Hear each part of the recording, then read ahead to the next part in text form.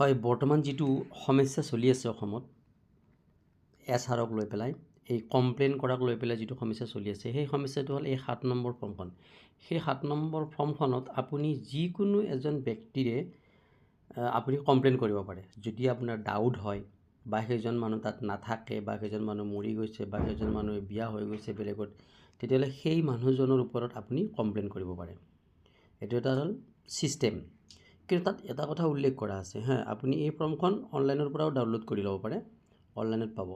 তাত লাষ্টত এই ডিক্লাৰেশ্যন য'ত লিখা আছে তাত এটা বস্তু স্পষ্টকৈ লিখা আছে আপোনালোকে চাব হা I hereby declared that to the best of my knowledge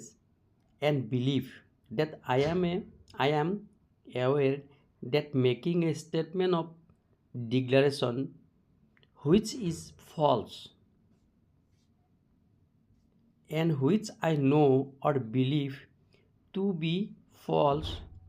or do not believe to be true is punishable under section 31 of representation of the people Act 1950 /43 of 1950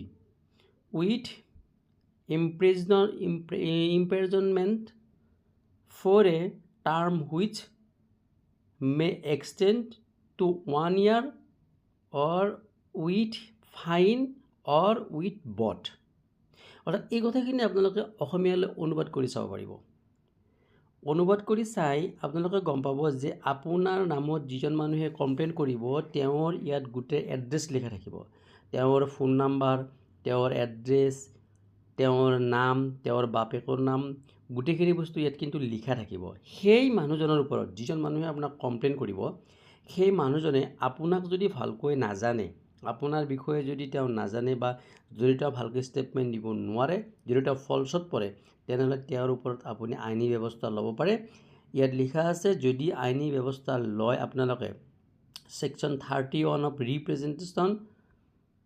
act 1950 এই 1951 এক্টখনৰ মতে যিটো ল আছে সেই ল মতে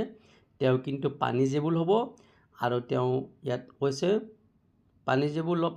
1 year or with fine or with both দুটাও হ'ব পাৰে পানিশমেণ্টো হ'ব পাৰে বা 1 বছৰৰ জেলো হ'ব পাৰে এই কথাখিনি আপোনালোকে ভালকৈ লক্ষ্য কৰি চাব কিন্তু কথাটো হ'ল ইয়াতে এটা খুব ডাঙৰ কথা সোমাই আছে যিজন মানুহে কমপ্লেইন কৰিছে সেইজন মানুহ মানে তেওঁৰ নিজৰ এড্ৰেছ দিয়া নাই তেওঁ বেলেগৰ এড্ৰেছ দিছে বেলেগৰ ইপিক নাম্বাৰ ইউজ কৰিছে সেইটো এটা খুব লক্ষণীয় কথা বহুত কেইজন বিএলঅ'ৰ পৰা আমি গম পালোঁ ছ'চিয়েল মিডিয়াত যে তেওঁলোকে সেই বিষয়ে অৱগত নহয় কিন্তু তেওঁলোকৰ কমপ্লেইনাৰ হিচাপে তেওঁলোকৰ নাম তাত সন্নিৱিষ্ট কৰা আছে এতিয়া এই প্ৰক্ৰিয়াটো কেনেকৈ হ'ব সেইটো মই নাজানো কিন্তু এইটো কথা স্পষ্ট যে যিজন মানুহে আপোনাৰ ওপৰত কমপ্লেইন কৰিব যদি আপুনি ৰাইট আছে আপুনি লিগেল আছে তেনেহ'লে আপুনি তেওঁৰ ওপৰত একশ্যন ল'ব পাৰে